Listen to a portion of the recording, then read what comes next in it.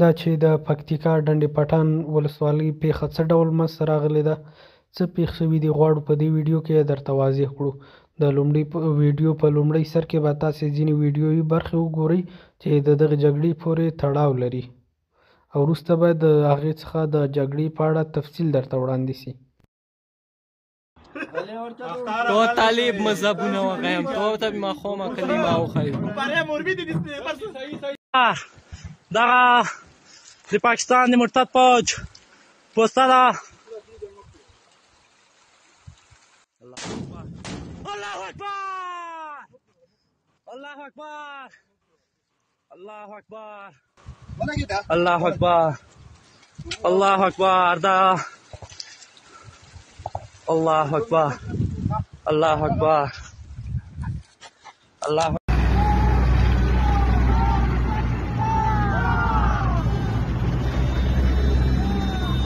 السلام علیکم زما د قدر وړ او محترم افغانانو. دغه ساحې ستاسو ته ښکاري دا د ډنډې پټان ولسوالي ده او دلته د پاکستان او د افغانستان ترمنځ سرحد دی او دغه ساحې ستاسو ته ښکاري. ځان یو محترم لیدونکو السلام علیکم. په یو نوي پروګرام کې درته ښه راغلاست وایم. له څو ورځې راهیسې د پکتیکا ولایت په ډنډې پټان ولسوالۍ کې د پاکستاني ځواکونو سره د افغان امنیتي ځواکونو شخړه راغلې، خو دا چې دا شخړه څنګه منځته راغله، څومره تلفات اوښتي دي، د شخړې اصلي لامل څه و، شخړه اوس هم پای ته رسېدلې او که اوس هم جریان لري، غواړو په دې ویډیو کې درته دغه معلومات وړاندې کړو.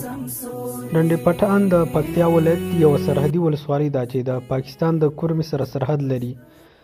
وخت نا وخت په دغه سیمه کې د افغان امنیتي ځواکونو او د پاکستاني ملیشې ترمنځ دغه ډول شخړې رامنځته کیږي، او دا چې دغه شخړه څه ډول رامنځته شوې وه په اړه یې غواړو معلومات درته وړاندې کړو. د پکتیکا ډنډې پټان ولسوالۍ کې دغه شخړه د یو سړک پر سر رامنځته شوې وه.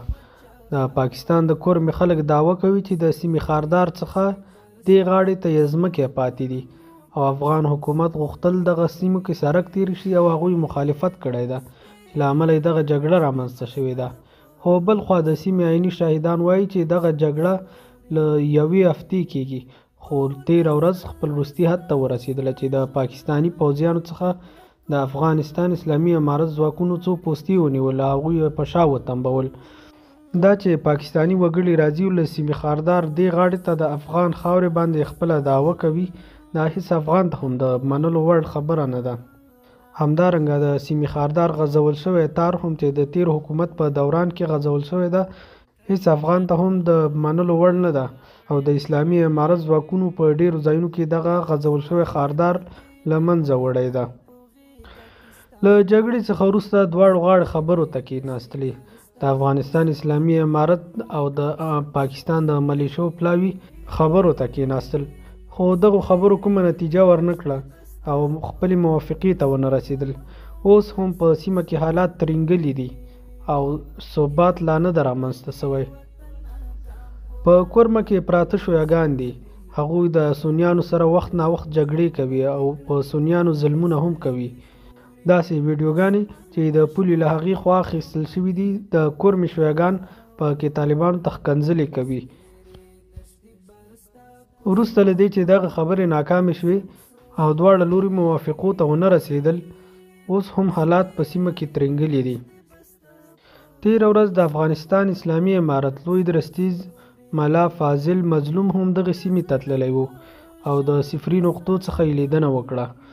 ښاغلی مولانا فاضل مظلوم په دغه سیمه کې امنیتي حالات وارزاوه، سرحدي نقطې بررسي او سرحدي ځواکونو ته یې لارښوونې وکړې چې د جګړې په صورت کې پاکستان ته دروند ګزار ورکول شي، ځکه هغوی د افغانستان په خاوره د تجاوز نیت لري.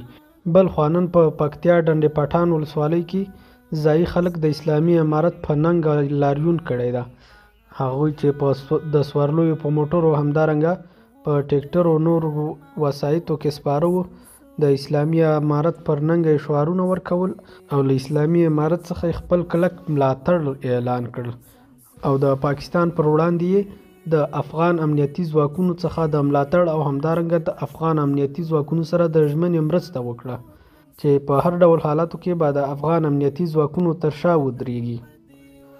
خو بل لوري ته هغه کسان چې همیش به اسلامي امارت دې ته هڅو تر څو له پاکستان سره جګړه وکړي او دا به یې ویل چې په افغانستان کې جهاد کوي ولې په پاکستان کې نه کوي. هغوی اوس غلي ناست دي، لا هم د اسلامي امارت پر وړاندې د خلکو په ذهنونو کې شکونه اچوي. که هغوی چیرې رښتیا هم له وطن سره مینه درلودلی د هیواد او وطن په خاطر یې هم باید د طالبانو ملاتړ ته رادنګلي وای، او که حد اقل د طالبانو ملاتړ یې هم نه کولی راغلی دی وای خپله د جګړې لومړۍ کرښې ته او له هغوی سره د جنګېدلي وای، خو هغوی خپل سرونه په بړستنونو ننویستي دي.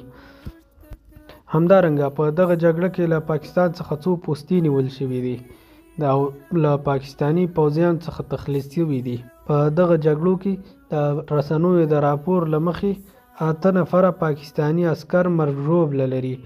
بالمقابل د افغانستان اسلامي امارت له لوري هم یو مجاهد په شهادت رسېدلی او څو نور زخمیان دي. تیر ځل چې کله له پاکستان سره جنګ و هلته هم یو افغان عسکر په حق رسېدلی و. هلته دغه خیاطانو هغه عسکر په پراخ کچه وستایي، خو اوس د دغه مجاهد په شهادت غلی دي او هیڅ هم نه وایي. دوی د وطن سره مینه نه لري. که چیرې له وطن سره مینه نه درلودلی او یا هم رښتیا د پاکستان په خلاف وای، اوس به د اسلامي امارت څخه ملاتړ اعلان کړی و. د پاکستان او افغانستان ترمنځ دغه سرحدي ستونزې وروسته له هغې رامنځته شوې چې د پاکستاني عسکرو لخوا د افغان مهاجرینو سره ناوړه چلند پیل شو. هغوی په پاکستان د کراچۍ په ښار کې ګڼ شمېر افغان مهاجر ونیول، ویې ځورول.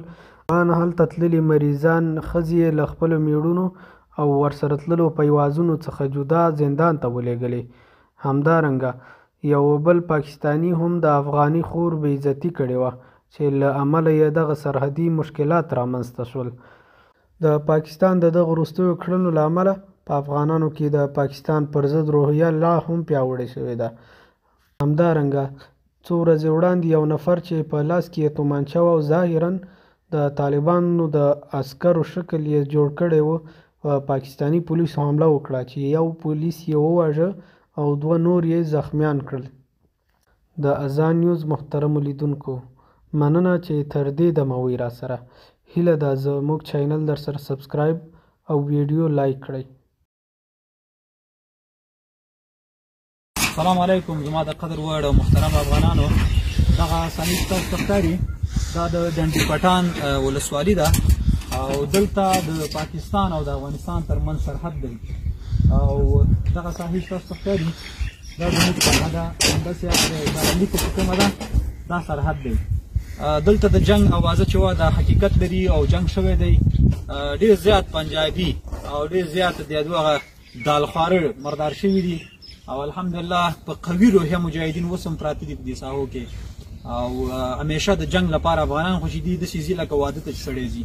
نو دالخورو ته وایو ستاسو د هرې مرمۍ په بدل کې به زموږ د راکټ جواب وي او موږ په قوي روحیه د ستاسو سره جنګ کوو. تاسو هغه اشخاص چې همیشه د افغانانو لپاره د ضلالت فکر کوي، ولې انشاءالله ډېر کم وخت کې به ستاسو هر شخص موږ ذلیله کوو. نو افغانانو د خپل د دولت قوي حمایت وکړي او د افغانانو حمایت وکړي، د یو بل سره وروري وکړي. ټول دنیاوال همدارنګه همسایګان غواړي چې زموږ د بدبختۍ یو ترتیب برابر کړي، ولې افغانان د خیر وسي. نو همدا مو چانس دی، د یووالي چانس دی. انشاءالله موږ خپل ملک ګټو او خپلې پولې چې دي قوي ساتو. انشاءالله د هر ظالم نه به خپل وطن ساتو. نو دا د راغلي انشاءالله دالخواله ورک دي، نو درک نه لګي. دا حال ضروره د دالخور دا زور دی، مکمل ورک دی، هیڅ درک نه دی. مجاهدین ورته پراته دي ګر چاپېره، د دوی مکمل درک نشته دی. السلام علیکم ورحمت الله.